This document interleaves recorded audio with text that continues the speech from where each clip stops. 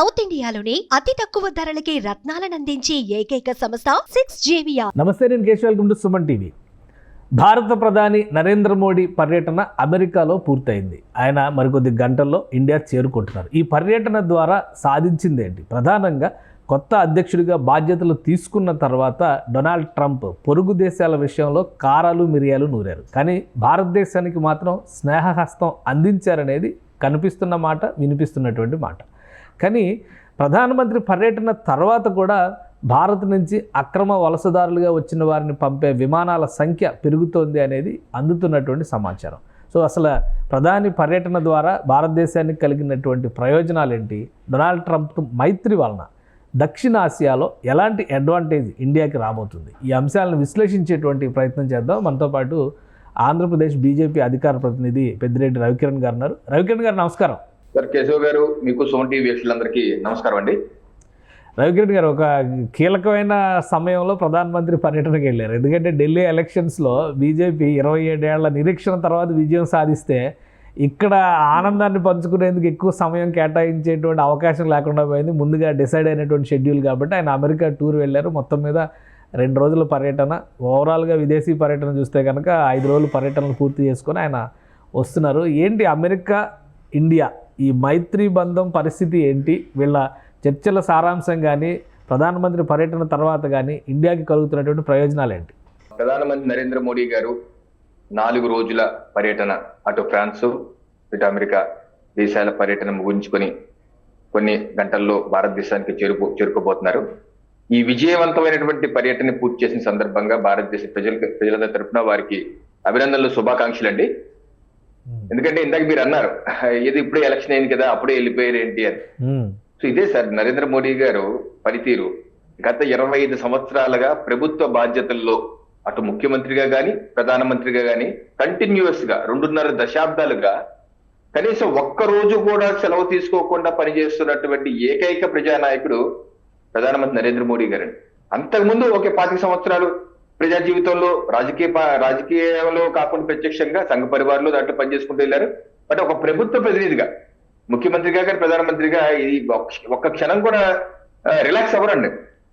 ఎప్పటికప్పుడే ప్రణాళికలు, నెక్స్ట్ ఏంటి, భారతదేశం కోసం ఏం చేయాలి, ప్రజలకు ఏ రకంగా చేయాలి, ఆ పనులు ఉంటే దానిలో భాగంగా ఈ పర్యటన కూడా ఇది అత్యంత విజయవంతమైన పర్యటన అండి. అమెరికా దేశం 2 రోజుల పర్యటన. ఎందుకంటే అక్కడ డొనాల్డ్ ట్రంప్ గారు ట్రంప్ 2.0 ప్రమాణ స్వీకారం చేసి 3 వారాలు అయింది. ఆయన యొక్క ఆగమనంతోనే దేశంలో, ప్రపంచంలో కూడా ఒక వైబ్రేషన్ రాక ముందు నుంచే భయపడుతుంది ప్రపంచంలో చాలా దేశాలు. ఏ రకమైనటువంటి ట్రేడ్ వార్ ఉండబోతుంది, మన మీద సుంకాలు పడిపోతాయి, లేకపోతే రకరకాల ఎకో సిస్టమ్ ఉంది, ఇది డీప్ స్టేట్ ఎకో సిస్టమ్. వాళ్ళు బెంబేలు ఎత్తిపోయి వాళ్ళు చేసినటువంటి దుర్మార్గాలు, దాష్టికాలన్నీ ఎక్కడికి బయటకు వస్తారని చెప్పి వాళ్ళు బెంబేలు పెట్టిపోయి వాళ్ళ ద్వారా ఏ దేశాల్లో అయితే రిజీమ్ చేంజ్ చేశారో అక్కడ ఉన్నటువంటి కూర్చున్న వ్యక్తులు కూడా భయపడుతున్న తరంలో ఆయన జనవరి 20 తారీఖు బాధ్యత తీసుకున్న డొనాల్డ్ ట్రంప్ గారు వారి సరిహద్దు దేశాలు కెనడా, మెక్సికోయే కాదు, మన భారతదేశ సరిహద్దు దేశం చైనాను కూడా ట్రేడ్ పన్నులు, సుంకాలు విధించేశారు. రెసిప్రోకల్ ట్రేడ్ అంటారు, రెసిప్రోకల్ టారిఫ్స్ వాళ్ళు వేశారు. చైనా ఏమంటారు, లేకపోతే మేము ఒప్పుకోము, ఇలా చేస్తే ఎలా కుదిరితే మేము వరల్డ్ ట్రేడ్ ఆర్గనైజేషన్కి వెళ్తాం, అక్కడ ఫిర్యాదు చేస్తాం, మీ మీద కేసు చేస్తాం, మీ గురించి అక్కడ తేల్చుకుంటాం మీ మీద అంటే అంటాం. అలాగే కెనడా, అలాగే మెక్సికో, అలాగే యూరోపియన్ దేశాల్లో కొన్ని దేశాలు. సో ఈ రకమైన పరిస్థితులు ఉన్నాయి.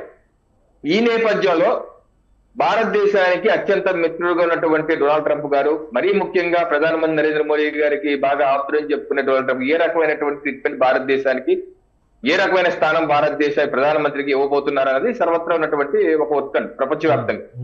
అలాగే ప్రపంచవ్యాప్తంగా ఉన్నటువంటి వివిధ కాన్ఫ్లిక్ట్, యుద్ధాలు, యుక్రెయిన్ రష్యా యుద్ధం, అలాగే హమాస్ ఇజ్రాయెల్ మధ్య ఉన్నటువంటి మిడిల్ ఈస్ట్ లో ఉన్న సంక్షోభం, అలాగే బంగ్లాదేశ్ లో ఉన్న సంక్షోభం, సిరియాలో ఉన్న సంక్షోభం, ఇటువంటి సంక్షోభాల్లో ఏ రకమైనటువంటి ఇది ఉండబోతుంది అన్నది చూసాం. ఈ 2 రోజుల పర్యటన మనం వ్యక్తిగతంగా చూస్తూ వాళ్ళిద్దరి మధ్య ఉన్నటువంటి ఎంతో ఇదిగో చక్కని కౌగిలించుకుంటూ we miss you, I'm missing you, నేను నిన్ను మిస్ చేసుకుంటున్నా అని చెప్పి డొనాల్డ్ ట్రంప్ గారు తను నోటితో చెప్పడం, అలాగే రాతపూర్వకంగా mister president you are great అని రాసి సంతకం పెట్టి మరి ఆయన యొక్క పుస్తకాన్ని బహుకరించారు నరేంద్ర మోడీకి, యు ఆర్ గ్రేట్ అని చెప్పేసి.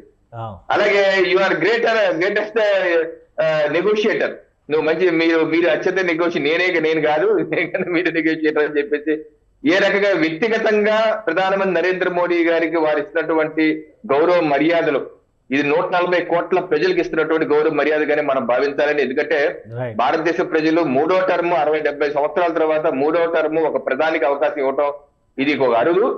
అందుకనే ప్రపంచ దేశాలు కూడా నరేంద్ర మోడీ గారిని అంత ఇదిగా నెత్తినే పెట్టుకుంటా కారణం అది. ఎందుకంటే ఇంత పెద్ద ప్రజాస్వామ్య దేశం ఈ నాయకుడిని 3వ టర్మ్ కూడా ఎన్నుకున్నారంటే వా ఈయనలో ఏదో ఉంది అని చెప్పేసి ప్రపంచ దేశాలు కూడా చూస్తున్నారు.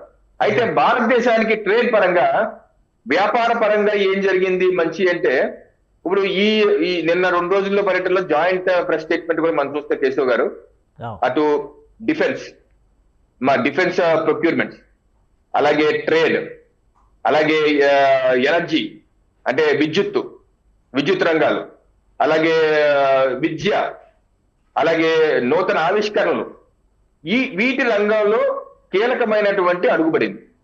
ఇప్పుడు ఉదాహరణకి డిఫెన్స్ తీసుకోండి. డిఫెన్స్ దానిలో అమెరికా భారతదేశం ఇద్దరు కలిసి డిఫెన్స్ ప్రొక్యూర్మెంట్స్ మనం కొంటున్నాం, అమెరికా నుంచి కొంటున్నాం. సరే మనం ఇక్కడ తయారు కూడా చేసుకుంటున్నాం, మన స్వయం సమృద్ధి భారత్ చేసుకున్నాం. బట్ ఏంటంటే మనకున్నటువంటి థ్రెట్స్ ఉన్నాయి. అటు పాకిస్తాన్, చైనా, ఇటు బంగ్లాదేశ్, ఇప్పుడు మారిన బంగ్లాదేశ్ లో కూడా మనకి ఇబ్బందులు ఉన్నాయి. అందుకని మనం డిఫెన్స్ కి ఎప్పటికప్పుడు మనం లేటెస్ట్ గా ఉండవలసిన అవసరం ఉంది. సో డిఫెన్స్ టైఅప్స్ వచ్చే 10 సంవత్సరాల పాటు అగ్రిమెంట్ అనేది ఇప్పుడు చేసుకున్న అగ్రిమెంట్ వచ్చే 10 సంవత్సరాల పాటు ఒక రోడ్ మ్యాప్ పెట్టుకుని ఏ రకంగా అమెరికా దేశం కేవలం ఇజ్రాయిల్ కి అలాగే నాటో దేశాలకే పరిమితమైనటువంటి డిఫెన్స్ డీల్స్ భారతదేశానికి కూడా మేము ఎక్స్టెండ్ చేస్తున్నాం. ఉదాహరణకి F-35 5th generation stealth aircraft, compact aircraft, అది కేవలం ఇజ్రాయిల్ కి అలాగే నాటో దేశాలకు మాత్రమే, వేరే వాళ్ళకి ఎవరికి వాళ్ళు ఎవరు. అలాంటిది వాళ్ళు కావాలిగా అనౌన్స్ చేశారు మేము ఆఫర్ చేస్తాం చెప్పి. కానీ ఒక విషయం అంటే ఈ ఒప్పందాలు వాణిజ్యము వీటన్నిటికి సంబంధించి ఉన్నా కానీ ప్రధానంగా 2 అంశాలు ప్రజల్ని ఇండియన్స్ని ఎక్కువగా వేధిస్తున్నాయి. 2 అంశాలు, అందులో ప్రథమ ప్రాధాన్యం ఉన్నది ఈ అక్రమ వలసదారులు అని విమానాలు ఎక్కించి పంపించేస్తున్నారు. ఆల్రెడీ ఒక విమానం పంపించారు. ఇప్పుడు మోడీ గారు వస్తా కూడా ఒక విమానాన్ని ఆయనే తీసుకొస్తున్నారని చెప్పని విమర్శిస్తున్నాయి విపక్షాలు. ఏంటి ఈ అక్రమ వలస అనే అంశం పైన కానీ ఈ డిపోర్టేషన్ మీద కానీ ఒక అండర్స్టాండింగ్ రాలేదా, లేదా ఖచ్చితంగా ఇవి అమలు చేయాల్సినటువంటి పరిస్థితి అనివార్యత ఉందా? అక్కడ ఏం జరుగుతుంది? సార్ ఇప్పుడు మీరే చెప్పారు అక్రమ వలసదారులని ఏ దేశం పెట్టుకుంటూ చెప్పండి. మీరు ఒకవేళ సక్రమంగా వెళ్ళిన వాళ్ళని పంపించేస్తారంటే అది సమస్య. సక్రమంగా H-1B వీసా ఉంది, సక్రమంగా F-1 లేకపోతే B-1 B-2 మీద వెళ్తున్నారు, వాళ్ళని పంపిస్తారు, వాళ్ళు వేధిస్తున్నారు అంటే సమస్య. అక్రమ వలసదారులని ఆ దేశం నుంచి వివిధ దేశాలకు పంపించేది ఇది కొత్త కాదు, భారతదేశానికి కూడా కొత్త కాదు. 2008-9 నుంచి చూసుకుంటే అప్పటి నుంచి ఇప్పటి వరకు ప్రతి సంవత్సరం ఇంచుమించుగా 2000 మంది తక్కువ కాకుండా భారతదేశానికి అక్రమ వలసదారులు పంపిస్తున్నారు. 2009లో పంపించారు, 10లో పంపించారు, 11లో ప్రతి సంవత్సరం పంపిస్తారు. కానీ వాళ్ళు లక్షల రూపాయలు ఖర్చు పెట్టుకుని వివిధ మార్గాల్లో అమెరికా చేరుకున్నారు, పొట్ట పోషణ అంటున్నారు, ఉపాధి మార్గం అంటున్నారు, ఇక్కడ సరైన అవకాశాలు లేవు కాబట్టి అక్కడికి వెళ్ళారు అంటున్నారు. మళ్ళీ వాళ్ళని తీసుకొచ్చి ఇక్కడ పడేస్తే ఇక్కడ ఆస్తులు అమ్ముకొని, పొలాలు అమ్ముకొని, బంగారం అమ్ముకొని రకరకాల ఇబ్బందులు పడుతున్నారు. వాళ్ళని ఎలా ఆదుకుంటుంది ప్రభుత్వం? దాని మీద కూడా స్పష్టత ఇవ్వండి అంటున్నారు విపక్షాలు. దాని మీద ఏమైనా క్లారిటీ ఉందా మరి వస్తున్న వాళ్ళకి సంబంధించి? సార్ ఇప్పుడు మనకి బంగ్లాదేశ్ అలాగే మయన్మార్లు రోహింగ్యాలు వారు రకరకాల మార్గాల్లో అక్రమంగా వచ్చేస్తున్నారు మన భారతదేశానికి. ఇంకా ఒక లెక్క ప్రకారం 2-3 కోట్ల మంది వరకు ఉన్నారు. ఇప్పుడు ఈ రోజు వాళ్ళ వల్ల మనకి మంచి జరుగుతుందా చెడు జరుగుతుందా? మన ఇంట్లో మనం పిలిచినటువంటి వ్యక్తి ఉంటే బాగుంటుంది అనుకుంటామా, లేకపోతే బలవంతంగా వచ్చేసి మన ఇంట్లో ఉండిపోయిన వ్యక్తి ఉండాలని కోరుకుంటామా? ఇప్పుడు అక్రమ వలసదారుల వలన నేరాలు పెరిగిపోతున్నాయి, అలాగే ఇక్కడ ఉన్న వాళ్ళకు కూడా ఉపాధి అవకాశాలు తగ్గిపోతాయి. ఎందుకంటే ఈ రోజు అందుకే అమెరికా పంపించేస్తుంది. కానీ వచ్చిన వాళ్ళకి ఇండియా ఏ విధంగా ఆదరించబోతుంది? దాని మీద ఏమైనా యాక్షన్ ప్లాన్ ఉందా? విపక్షాలు అదే విమర్శిస్తుంది. అది చెప్తాను. ముందు మనం కూడా అర్థం చేసుకోవాల్సింది ఏంటంటే అక్రమ వలసదారులు అన్నది అక్రమాన్ని ఎవరు సపోర్ట్ చేయరు. ఈ రోజు ఇక్కడికి వచ్చినటువంటి రోహింగ్యా రూపాయికే పనిచేస్తున్నాడు. ఇప్పుడు 10 రూపాయలకు పనిచేయాలి. యాక్చువల్ గా నా ఉద్యోగం పోయింది కదా. అలాగే సెక్యూరిటీ థ్రెట్ భారతదేశానికి. వాళ్ళని ఎవరు పంపించారో తెలియదు. చైనా ఏజెంట్ గా వచ్చారా, పాకిస్తాన్ ఏజెంట్ గా వచ్చారా, ఇక్కడ నుంచి సమాచారం ఎవరెవరు ఫోటోలు తీసి పంపిస్తున్నారు, ఎక్కడ పంపిస్తున్నాడు? భారతదేశ సార్వభౌమత్వానికి సవాల్ అది. మీరు సక్రమంగా వెళ్ళి వీసా తీసుకుని వస్తే ఎవరు అభ్యంతరం చెప్పరు. సో ఎలాగ మనం ఏ రకంగా వాళ్ళని ఇక్కడ మనం పెట్టుకోము, వాడి ఉంటే పక్కలో బల్లెం పెట్టుకుని ఉంటే పక్కలో పావం పెట్టుకుని ఉంటే ప్రమాదమే కదండి.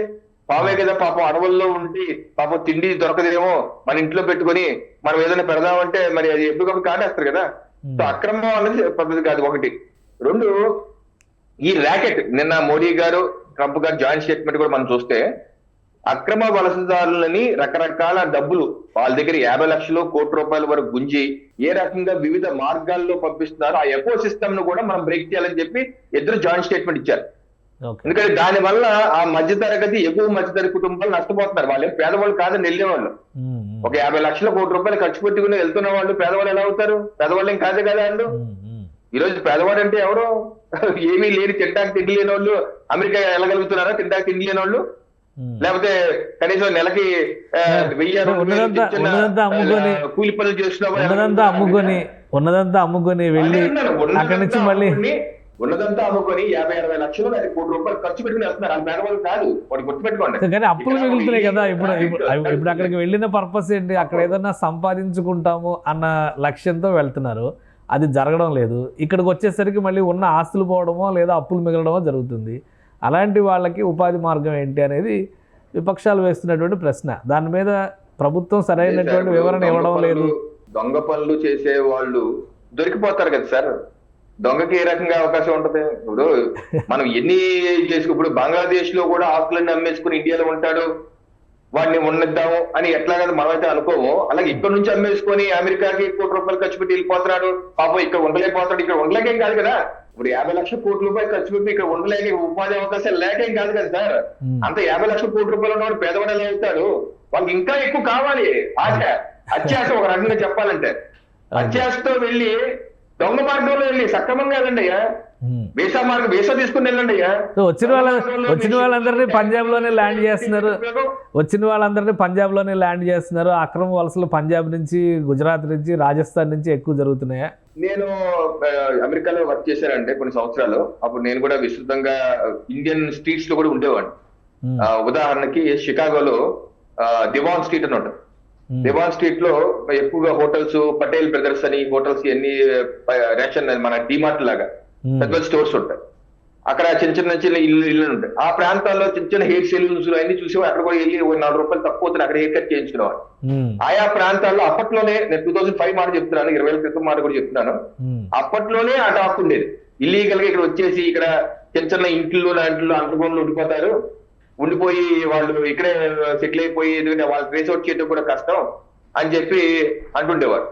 సో అలాగే ఇల్లీగల్ ఇమిగ్రెంట్స్ ఎవరైతే ఉన్నారో వాళ్ళందరినీ ట్రేస్ అవుట్ చెయ్యాలి అని చెప్పేసి, అలాగే నేను మీ పాయింట్ కి వస్తాను.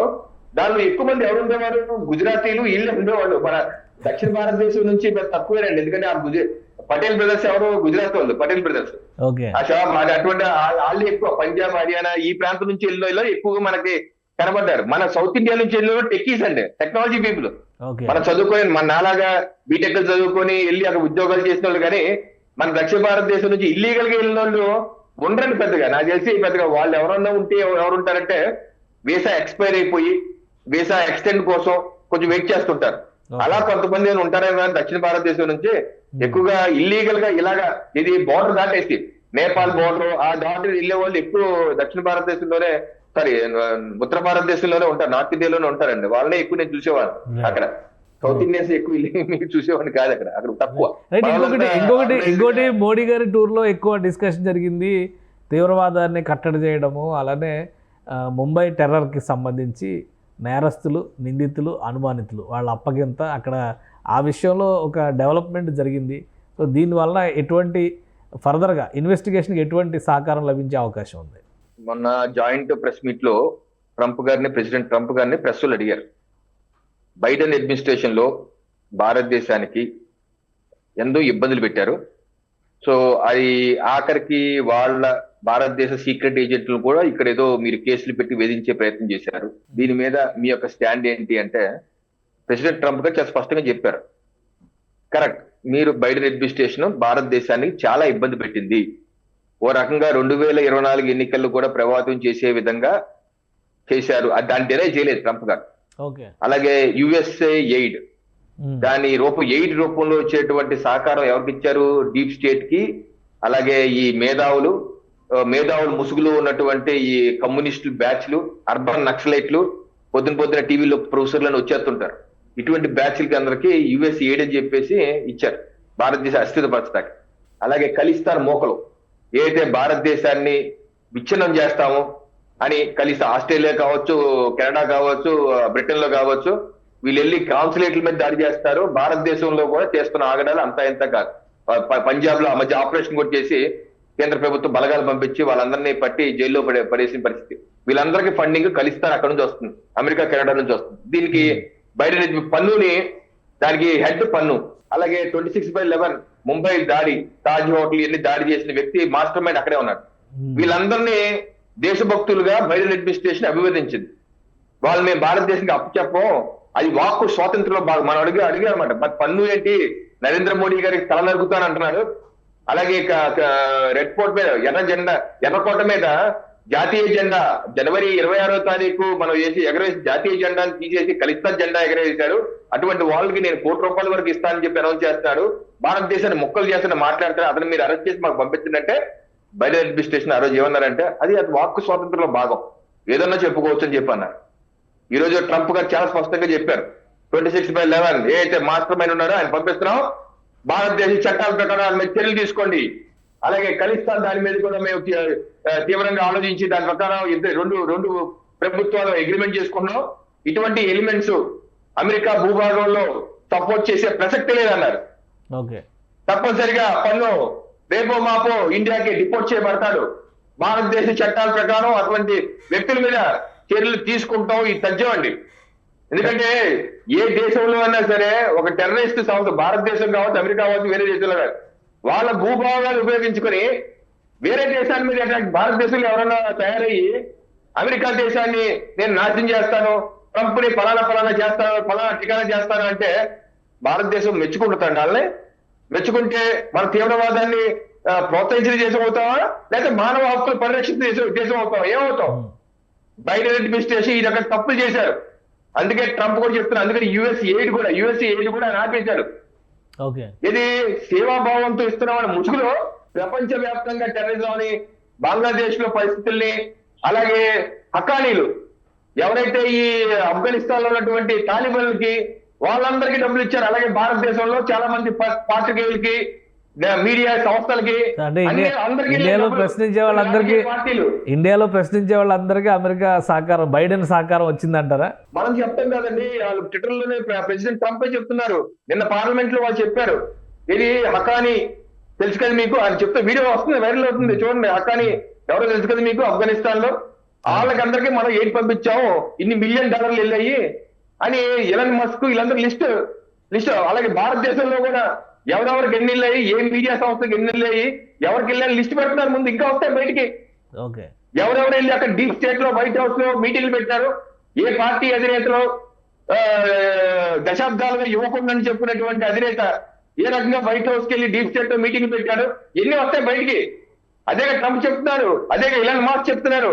డాగి అనే సంస్థ పెట్టారు వాళ్ళు, డిపార్ట్మెంట్ లో ఉన్నటువంటి అవినీతిని ప్రక్షాళన చేస్తామని చెప్పేసి దాని డేటాని మొత్తం బయట పెడతాడు ఆయన. ఈ పర్యటన తర్వాత మన దేశ రాజకీయాల పైన కూడా ప్రభావం చూపించేటువంటి అంశాలు బయటకు వస్తాయి అంటారు. సరే, ఏ ప్రజాస్వామ్య దేశంలో అయినా సరే పరాయి దేశాలు, ఎందుకంటే మనకి కమ్యూనిస్ట్ డిక్టేటర్ దేశాలు ఉన్నాయి, చైనా కావచ్చు, రష్యా కావచ్చు, వీళ్ళకి ప్రజాస్వామ్యం ఉండదు, వాక్ స్వాతంత్రం ఉండదు. మీలాగా నాలాగా మీడియా పెట్టుకుంటే అవకాశం మీలాంటి వాళ్ళకి ఉండదు, మాట్లాడే అవకాశం నాలాంటి వాళ్ళకి ఉండదు.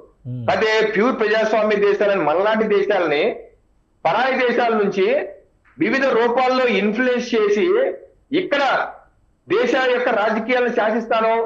ఇది జార్జ్ సోరోస్ ఓపెన్ గా చెప్పారు కదా, భారతదేశంలో నేను నరేంద్ర మోడీని మారుస్తాను, భారతదేశంలో రిజిమ్ చేంజ్ చేస్తానని చెప్పి 1-2 సార్లు చెప్పాడు. ఎవడండి ఆ ముసలోడు? మన భారతదేశంలో రాజకీయాలు మార్చడానికి ఎవడాడు? ఎలా మారుస్తా అన్నాడు? యుఎస్ ఎయిడ్ ద్వారా, ఆ డబ్బుల ద్వారా జార్జ్ సోరోస్ బ్యాచ్ ఎక్కడికి వెళ్ళే జార్జ్ సోరోస్ డబ్బులు భారతదేశ రాజకీయాలు మార్చాల్సిందే 140 కోట్ల ప్రజల లేదా ప్రపంచ వివిధ దేశాలతో కూర్చున్నటువంటి ముసలోళ్ళ ఆ తెల్లోళ్ళ. రైట్. సో ఇటువంటి ప్రోత్సహించినటువంటి వారందరూ దేశ ద్రోహులే. ఈ దేశ ద్రోహులు లిస్ట్ బయటికి రావాలి. సో వస్తుందా ఇక లిస్ట్ బయటకు వస్తుందా? మీరు తీసి భారతదేశ చట్టాల ప్రకారం వాళ్ళు శిక్షిస్తారండి. మనం కొన్ని మాత్రం చూడబోతున్నాం. ఎంత సమయం పట్టొచ్చు లిస్ట్ రావడానికి కానీ, లేదా ఇప్పుడు ట్రంప్ ఇచ్చినటువంటి మాట ప్రకారం 26/11 నిందితులు, అలానే గురు పత్వంత్ సింగ్, పన్ను వీళ్ళందరూ బయటికి రావడానికి, ఇండియాకి హ్యాండ్ ఓవర్ చేయడానికి ఎంత సమయం పట్టొచ్చు? ట్రంప్ అడ్మినిస్ట్రేషన్ వారు చాలా స్పీడ్ గా పనిచేస్తున్నారు. అక్కడ ఉన్నటువంటి నేషనల్ ఇంటెలిజెన్స్ హెడ్ మొత్తం 18-20 విభాగాలు ఉంటాయి. ఆ విభాగాల హెడ్ కూడా ఎవరో తులసి గాబాట్ ఆవిడ. మొత్తం ఇంటెలిజెన్స్ మొత్తం ఆవిడ చేతిలో ఉంటుంది. అలా ఒక గొప్ప వ్యక్తి, గొప్ప దేశభక్తురాలు, గొప్ప హైందవురాలు. అలాగే ఇలాన్ మస్క్ గొప్ప దేశభక్తుడు. అలాగే వివేక్ రామస్వామి, ఆయన వీళ్ళు కలిసి వర్క్ చేస్తున్నారు. ఈ టీం మొత్తం చాలా అగ్రెసివ్ గా వర్క్ చేస్తున్నారు. అన్ని విషయాలు బయట పెడుతున్నారు. దశాబ్దాలుగా చేసినటువంటి అన్యాయాలు బయటపడతారు. వాళ్ళు ఎంత వేగంగా స్పందించి, ఎంత వేగంగా వారి యొక్క దేశాన్ని ప్రక్షాళన చేసుకునే విధంగా, ఇది అవినీతి నుంచి ప్రక్షాళన చేసుకునే విధంగా వాళ్ళు ఎంత వేగంగా చేయగలిగితే అంత వేగంగా ఈ విషయాలు బయటకు వస్తే వాళ్ళందరూ లోపల కళ్ళలో దాక్కున్న ఎలుకలన్నీ బయటకు వస్తాయని. వాళ్ళు వేగం చూస్తుంటే ఎన్నో నెలలు పట్టదు, చాలా ఫాస్ట్. ఎందుకంటే వాళ్ళకి 4 ఏళ్ళకి ఒకసారి ఎన్నికలు, మళ్ళాగా 5 ఏళ్ళుగా ఒకసారి కూడా కాదు, 4 ఏళ్ళుగా ఒకసారి ఎన్నికలు. సో వాళ్ళ టైం కూడా తక్కువే. They have to act fast. వాళ్ళు ఎంత ఫాస్ట్ గా వర్క్ చేస్తే అంత ఫాస్ట్ గా మనకి భారతదేశానికి న్యాయం జరుగుతుంది, ఇక్కడ జస్టిస్ జరుగుతుంది. రైట్. థ్యాంక్ యూ రవికిరణ్ గారు, మీ అభిప్రాయాలు తెలియజేసినందుకు. ఇది ప్రధానమంత్రి పర్యటన అమెరికాలో విజయవంతమైంది. అలానే భారతదేశం అమెరికా మధ్య మైత్రి మరింత బలపడబోతోంది. దేశాన్ని విచ్ఛిన్నం చేసే దిశగా గతంలో స్టేట్మెంట్స్ ఇచ్చినటువంటి ప్రతి ఒక్కరిని ట్రంప్ అడ్మినిస్ట్రేషన్ అదుపులోకి తీసుకుంటుంది. భారతదేశ చట్టాల ప్రకారం శిక్షించేందుకు అవసరమైనటువంటి ఏర్పాట్లను కేంద్ర ప్రభుత్వం కూడా చేస్తుందని చెప్పని రవికిరణ్ గారు విశ్లేషిస్తున్నారు. ఇక ఈ అక్రమ వలసదారుల విషయంలో ఒక స్పష్టమైన విధానాన్ని కేంద్ర ప్రభుత్వం అనుసరిస్తుంది. ఏ దేశంలో అయినా కానీ అక్రమంగా చొరబడేటువంటి వాళ్ళని ఉపేక్షించేటువంటి అవకాశం ఉండదు. అయితే వాళ్ళని ఇండియా తరలించిన తర్వాత తీసుకోవాల్సినటువంటి చర్యలపైన కూడా కేంద్రం ఫోకస్ పెడుతుందని విశ్లేషిస్తున్నారు. ఇది special discussion. Keep watching. Suman టీవీలో మీ పర్సనల్ అండ్ బిజినెస్ ప్రమోషన్స్ కోసం కింది నెంబర్కి కాంటాక్ట్ చేయండి.